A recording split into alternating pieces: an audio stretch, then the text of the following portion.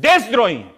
तो क्या आप मेरे दर्शकों को आप बता सकते हैं कि मेरे इस गुस्से में और ये उंगली दिखाने की प्रवृत्ति में राष्ट्रवाद के क्या खतरे हैं और क्या समझ है? अगर आप मुझसे ये पूछेंगे तो मैं हंस दूंगा। क्यों आप हंस देंगे? मैं हंस दूंगा क्योंकि भारत का जो राष्ट्रवाद है वो नहीं है जो कि जो जर्मनी में था, जहां पे यहूदियों को भट्टी में झोंक दिया गया था। स्वामीनाथन अय्यर ने बहुत अच्छा लेख लिखा है, लेकिन उसमें एक कमी है, उसमें कोई भारतीय उदाहरण नहीं है। और वो कमी मैं पूरी किए देता हूं। जब हिंदुस्तान में 1942 में कांग्रेस ने भारत छोड़ो आंदोलन की अपील की, तो उस वक्त अंबेडकर भारत छोड़ो आंदोलन के खिलाफ थे। वो तो ब्रिटिश सरकार के अंग थे। राष्ट्रीय स्वयंसेवक संघ ने आधिकारिक रूप से भारत छोड़ो आंदोलन में भाग लेने से इनकार कर दिया था। सावरकर भारत छोड़ो आंदोलन के खिलाफ थे। कम्युनिस्ट पार्टी भी भारत छोड़ो आंदोलन के खिलाफ थी। लेकिन क्या गांधी जी ने उस वक्त, जबकि भारतीय राष्ट्रवाद की अभिव्यक्ति, राजनीतिक अभिव्यक्ति अपने चरम पे थी और भारतीय आजादी के लिए संघर्ष हो रहा था, इनमें से किसी को देश का गद्दार कहा? इसमें किसी को राष्ट्र विरोधी कहा? किसी की देशभक्ति के ऊपर कोई शंका की? गांधी जी ने ऐसा नहीं किया। ये सब लोग स्थायी रूप से कांग्रेस के कांग्रेस, मैं ये कहता हूं गांधी जी इतने बड़े नेता उस वक्त भी थे, और मैं तो कहता हूं अपने देहांत के बाद आज भी इतने बड़े नेता हैं, सब लोग उनकी नाम की संवई भरते हैं। अगर गांधी जी ने इनमें से किसी को राष्ट्रवाद विरोधी कह दिया होता, किसी को गद्दार कह दिया होता, तो आज तक उस बिल्ले से पिंड छुड़ाने की वो कोशिश कर रहे होते और नाकाम हो रहे होते। आरएसएस कितना भी हिंदू हिंदू कहता रहता, लेकिन गांधी जी द्वारा लगाए गए उस आरोप से बचना और उससे अपने आप की हिफाजत करना उसके लिए बहुत मुश्किल हो जाता। अब मैं एक दूसरा उदाहरण देता हूं। जब हिंदुस्तान आजाद हुआ, बहुत छोटे, हिंदुस्तान आजाद हुआ, तो उधर तो जवाहरलाल नेहरू भाग्य के साथ मुलाकात का भाषण दे रहे थे आधी रात को, और इधर हिंदुस्तान के कई हिस्सों में समाजवादी और दूसरी विचारधारा के लोग नारे लगा के जुलूस निकाल रहे थे कि यह आजादी झूठी है। उनको भी कभी राष्ट्रवाद विरोधी नहीं कहा गया, उनको भी भारत की आजादी का विरोधी नहीं कहा गया। तो भारतीय राष्ट्रवाद इस तरीके से बना है। इसका उदाहरण लोग नहीं दिया। देखिए ये है पूरा परिप्रेक्ष्य जिसमें हमें भारतीय राष्ट्रवाद को देखना चाहिए। एक ही बार में झंझना गया कपार, मतलब कैसे लोग एंकर लोग करता है। लेकिन फिर भी अगर मैं पूछूं, Rakesh Sinha, you are the one who is the real, क्या बोलते हैं उसको, देशद्रोही। देखिए, मैं इस पूरे बहस को यह मानता हूं। नहीं, इस क्रोध की प्रक्रिया पे भी आप टिप्पणी कीजिए। इस पे अभय जी भी नहीं किया। ये जो अगर हम निशानदेही और क्रोध, मतलब आप जवाब जरूर दीजिए, उस पे भी टिप्पणी कीजिए। देखिए, मैं जब आप कहेंगे आप देशद्रोही हैं, तो और चीख के उंगली दिखा के 500 लोगों को ले आके कहूं तो मैं यही कहूंगा कि आप उसकी जो सजा देना चाहते दे दीजिए। मैं एक बात इतना कहना चाहता हूं कि देखिए, राष्ट्रवाद पर जो आप बहस करें, मुझे बहुत अच्छा लगा कि जो घटनाएं घट रही हैं उससे इतर उसका वैचारिक आधार क्या है। ठीक है। तो पहले एक पंक्ति में मैं कहूं कि भारत का राष्ट्रवाद और पश्चिम में जो राष्ट्रवाद का डिबेट है उसमें एक बुनियादी अंतर है और आज भी नहीं, वो उसको मैं एक ही लाइन में समझ कहूंगा। पश्चिम के अधिकांश चिंतक कहते हैं कि राष्ट्रवाद ने राष्ट्र बनाया, चूंकि वहां भाषा के आधार पर राष्ट्र बना।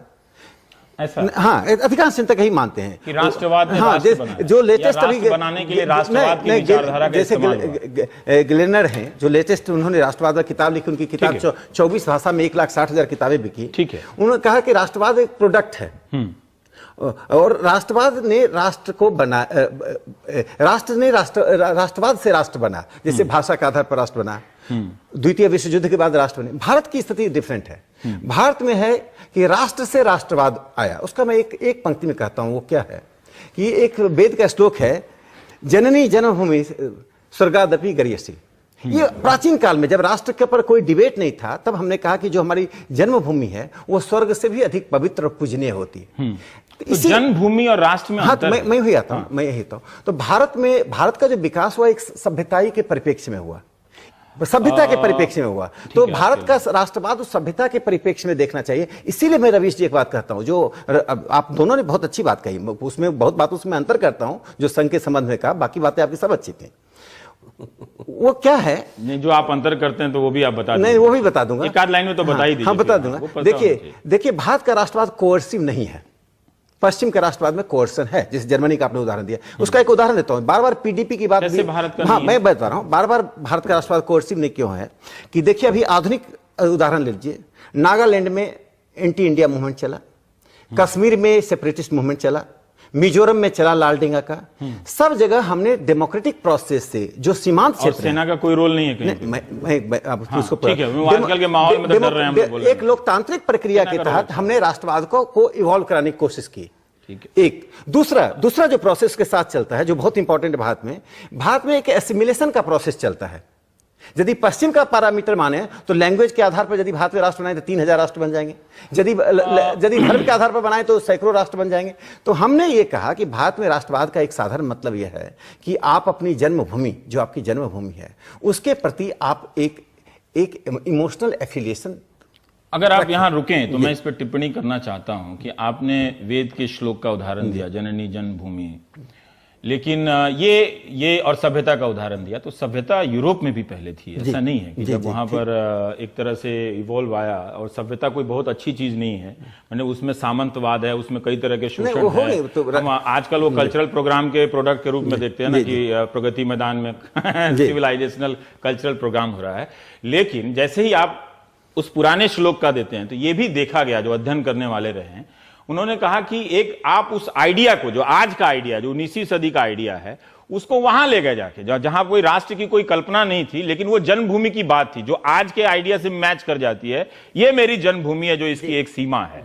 तो एक आपको नहीं लगता कि ये 19वीं सदी की बात को अब और पीछे ले आकर एक दूसरे तरीके से राष्ट्र को देखने की कोशिश करते हैं, जैसा यूरोप में भी देखा गया है? ऐसी बात नहीं है कि इस प्रवृत्ति से नहीं देखा गया। देखिए क्योंकि आप कह रहे हैं कि अलग है हमारा नजरिया। एक मैं अभय जी से सहमत हूं कि, या वो शायद ये सहमत होंगे कि भारत की जो इंपिरिकल राष्ट्रवाद की जो वास्तविक जो बिंदु हैं, उस पर हमने अध्ययन नहीं किया। हमने पश्चिम के पैरामीटर से भारत के राष्ट्रवाद का ये हो सकता है, लेकिन उसका मैं दो उदाहरण बताता हूं कि देखिए टैगोर क्या कहते हैं। टैगोर राष्ट्रवाद को कहते हैं ये मैकेनिकल है, ये सिर्फ इकोनॉमिक आधार पर लोग इकट्ठा होते हैं, पॉलिटिकल आधार पर। उन्होंने कहा इसकी जगह क्या होना चाहिए, एक दूसरे समाज का नाम लिया, स्वदेशी समाज विस्थापित किया, जिसमें भावना होती है, इमोशंस होता है। जो स्वदेशी समाज की बात टैगोर कर रहे हैं, वास्तव में राष्ट्रवाद उसी को भारतीय राष्ट्रवाद रिफ्लेक्ट करता है, जिसे इमोशंस होता है एक दूसरे के प्रति, और पूरा अर्थ अपना है। इसे भारतीय राष्ट्रवाद में क्या है, पूरा भारतीय राष्ट्रवाद में क्या है, मैं इसको समाप्त कर दूं। भारतीय राष्ट्रवाद में क्या है कि स्पेसिफिक होते हुए भी, जन्मभूमि का साथ होते हुए, एक लार्जर ह्यूमैनिटी के कंसर्न को एड्रेस करते हैं। पर ये दोनों खूबियां किस राष्ट्रवाद में नहीं है? मैं बताता हूं, ह्यूमैनिटी के कंसर्न वाला साम्राज्यवाद। मैं इसका बताता हूं कि पश्चिम में जितना सेपरेटिस्ट मूवमेंट चला, और जो जर्मनी में आपने देखा, कोर्सन के एग्जाम छोटे मोटे वहां भी लार्जर डेमोक्रेटिक प्रोसेस हुआ है, संदर्भ के अनुसार राष्ट्रवाद बदलता है। ऐसी बात नहीं, यहाँ पर कोर्सन मिनिमम हुआ है, यहाँ एसिमिलेशन एंड ठीक है, कोऑप्शन। लेकिन आपने जो रविन्द्रनाथ टैगोर का जिक्र किया, वो मैं अभी दर्शकों को बता दूं कि वो अगर चाहें तो सब्यसाची भट्टाचार्य ने ईपीडब्ल्यू में उसका बड़ा अच्छा विश्लेषण लिखा है। और मैं पढ़ रहा था तो मुझे लगा कि अभी अचानक जाके टीवी में क्लासरूम की तरह ठेल देना, गोपाल गुरु निवेदिता के लिए छोड़ देता हूं।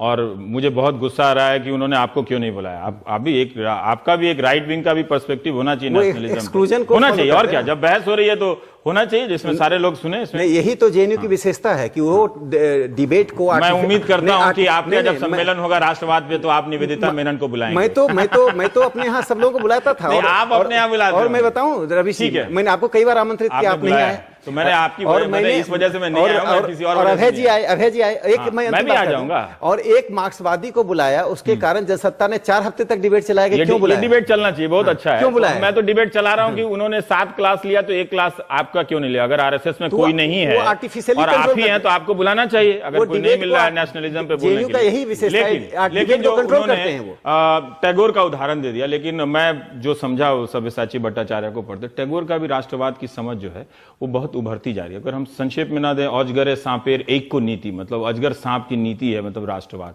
आज टैगोर होते तो लोग पता नहीं क्या करते, उनकी दाढ़ी नोच लेते कि क्या करते। मेरा कहना है कि आप बंगाल क्यों जा रहे हैं? हम लोग तो हिंदी के क्षेत्र के व्यक्ति हैं, हिंदी का चैनल चला रहे हैं। प्रेमचंद ने राष्ट्रवाद के बारे में क्या कहा था? क्या कहते? प्रेमचंद ने कहा था कि राष्ट्रवाद आज के जमाने का कोड है, तोड़ी जा सके। नहीं, प्रेमचंद ने कहा था कि राष्ट्रवाद आज के जमाने का कोड है। प्रेमचंद ने कहा था। और जो कमल किशोर गोयनका ने उनका जो संकलन किया उनके निबंधों का, उसमें ये निबंध भी मौजूद है, और राकेश जी ने निश्चित रूप से पढ़ा होगा क्योंकि वो गोयनका जी का अक्सर जिक्र करते रहते हैं। दूसरी बात, जब रविंद्रनाथ ठाकुर जापान गए, जापान में उनका भव्य स्वागत किया गया, लेकिन जब उन्होंने वहां पर मंच पर खड़े होकर राष्ट्रवाद की बहुत कठोर आलोचना की तो जापानियों का उत्साह ठंडा हो गया। और फिर पूरे जापान में उनको बहुत ज्यादा तरजीह नहीं दी गई। रविन्द्रनाथ ठाकुर लगातार राष्ट्रवाद की आलोचना करते थे, क्योंकि राष्ट्रवाद में एक प्रवृत्ति होती है, चाहे वो भारतीय राष्ट्रवाद हो, मैं भारतीय राष्ट्रवाद का प्रशंसक हूं, उसके बावजूद मैं कह रहा हूं चाहे वो यूरोपीय राष्ट्रवाद हो, वो समाज को हम और वे में बांटता है। कहीं भी हर जगह हमेशा हम और वे में बांटता है। जैसे कि सावरकर, वीर सावरकर, जिनकी मैं बड़ी इज्जत करता हूं, उन्होंने राष्ट्रवाद को पुण्य भूमि और जन्मभूमि की अवधारणाओं में बांट दिया।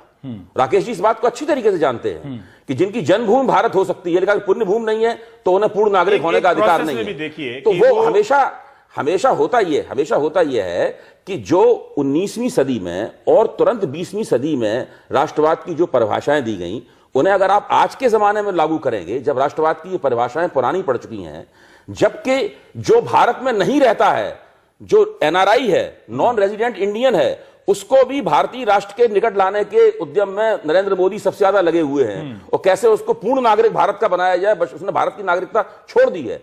ऐसे जमाने में जब भारत के अंदर आप ऐसी राष्ट्रवादी राजनीति करेंगे जो कि हम और वे में समाज को विभाजित करेगी, राजनीति को विभाजित करेगी, तो क्या होगा? बात ये आप दोनों के उदाहरणों से कि मुझे भी ठीक लग रहा है कि आप भारतीय संदर्भ में, खासकर हिंदी के संदर्भ में आप लोग उदाहरण दे रहे थे, ये ठीक है, यहां तक बात ठीक है। बांटने वाली बात और आप एनआरआई वाली बात, मैं ये कह रहा हूं कि सावरकर हो या कोई भी हो, 19वीं और 20वीं सदी में ये एक प्रवृत्ति थी कि जो उस वक्त के चिंतक थे, वो एक राष्ट्र, चूंकि कई तरह के देश बन रहे थे, उपनिवेश के खिलाफ आंदोलन हो रहा, तो सब कोई नेशन को डिफाइन कर रहा था, ठीक है, चाहे टैगोर हो, चाहे सावरकर हो, चाहे गांधी हो, चाहे अंबेडकर हो, हर कोई कर रहा था। आज के इस दौर में हम डिफाइन कर रहे हैं या लाठी लेके? नहीं, यहां तो हाँ, मैं देखिए आपसे एक बात मैं टिप्पणी कर दूं जो अभय जी ने कहा। देखिए, प्रेमचंद ने या टैगोर ने जो राष्ट्रवाद शब्द की आलोचना की, अवधारणा की आलोचना की, उनका काल और पृष्ठभूमि देख लीजिए। उस वक्त यूरोप में राष्ट्रवाद के नाम पर ही सब नंगा नाच हो रहा था। जैसे आप जर्मनी का लीजिए, आज भी हो रहा है। नहीं, मैं कहूं, आज भी मैं क्या कहा, 20 से 25 मुल्कों में मैंने क्या कहा, मैंने कहा कि उन्होंने जिस राष्ट्रवाद की आलोचना की वो हमारा राष्ट्रवाद नहीं है। शब्द वही है, नेशनलिज्म शब्द वही है, चूंकि यूरोप से आया है। राकेश जी, ये आपने अच्छी तरह से रेखांकित किया, लेकिन क्या आप ये देख नहीं पा रहे हैं कि हमारे राष्ट्रवाद में भी उसी तरह की कमजोरियां हैं जो यूरोपियन राष्ट्रवाद में रही हैं, उसी तरह के खतरे हैं जो जर्मनी में रहे हैं? नहीं, उस खतरे का जवाब आप ये बताइए कि जो लाठी लेके और झंडा लेके जो खड़े रहे, ये जर्मनी में नहीं हुआ? मैं कह रहा हूं कि हर विरोधी को कम्युनिस्ट बताना जर्मनी में नहीं हुआ। आप तो पढ़े हैं, मैं कह रहा हूं कि देखिए, मैं कह रहा हूं जो आपने मुझे, मैं आपका एक अभिनंदन इसलिए करता हूं कि आप अकेले टीवी चैनल हैं, मैंने और टीवी चैनल मैं चिल्लाने वाला हूं? नहीं, आपने अपने इंट्रोडक्शन में, आपने अपने introduction, Rakesh Sinha, you are the one, आपने अपने इंट्रोडक्शन में सुजीत की बर्बर हत्या की बात रखी। मैं यही वो भी मेरे देश का नागरिक, मैं यही बात कहना चाहता हूं कि भारतीय राष्ट्रवाद का जो विमर्श हो रहा था, उस विमर्श को एक पक्षीय और यूरोप केंद्रित बनाने का जवाहरलाल नेहरू विश्वविद्यालय के शिक्षकों ने किया। यही कारण है कि हमारे जैसे लोगों को नहीं मिला पढ़ा रहे हैं। मेरी इतनी शिकायत है कि वहां राकेश सिन्हा क्यों नहीं है, और क्यों नहीं है? एक तरह उसको बात भटक गई। उसमें दो बातें मैं जोड़ दूं, मैं दो बातें जोड़ दी। भारत में राष्ट्रवाद की जो कल्पना है, उसमें कल्पना है कि राष्ट्र के साथ वो राष्ट्रवाद आया, राष्ट्रवाद से राष्ट्र नहीं बना। इसीलिए हम अपनी संस्कृति और विरासत को महत्व देते हैं। इसीलिए जवाहरलाल नेहरू जो सबसे सेकुलर थे, उन्होंने ये सवाल उठाया था कि आपको अपनी विरासत से हृदय में झंकृति होती है या नहीं होती है। जब विरासत की, सर, ये जो पॉलिटिकल कल्चर के रूप में नेशनलिज्म यूरोप में था, तो वहां भी कई तरह के इस तरह के ड्रामेबाजियां विरासत नहीं, यूरोप में जो राष्ट्रवाद था, नहीं जो बलिदान है, उस तरह से उत्सव नहीं मनाया गया। रायकोन को पढ़ लीजिए, हेस को पढ़ लीजिए, ग्लेनर को पढ़ लीजिए, राष्ट्रवाद पर जितने डिबेट चले, एंडरसन को पढ़ लीजिए, स्मिथ को पढ़ लीजिए, इतना किताब बताइए कि दर्शक टीवी छोड़ के चीखने चिल्लाने वालों के पास चला जाए। स्मिथ को पढ़ लीजिए। सब लोगों ने राष्ट्रवाद को ज्यादातर राजनीतिक और आर्थिक अवधारणा से जोड़ा है, उन्होंने सांस्कृतिक पक्ष को कम रखा है। भारत में जो मैं कह रहा हूं, जो आरएसएस और बीजेपी कहना चाहती है, वो कहना ये चाहती है, जब आप राष्ट्रवाद को परिभाषित करते हैं तो आप अपनी विरासत को, अपनी संस्कृति को और सांस्कृतिक इतिहास को उपेक्षित ना करें। सिर्फ एक ही संदर्भ है जो जवाहरलाल नेहरू विश्वविद्यालय के जैसे प्रोफेसर जानबूझकर एक्सक्लूजन में विश्वास करते हैं।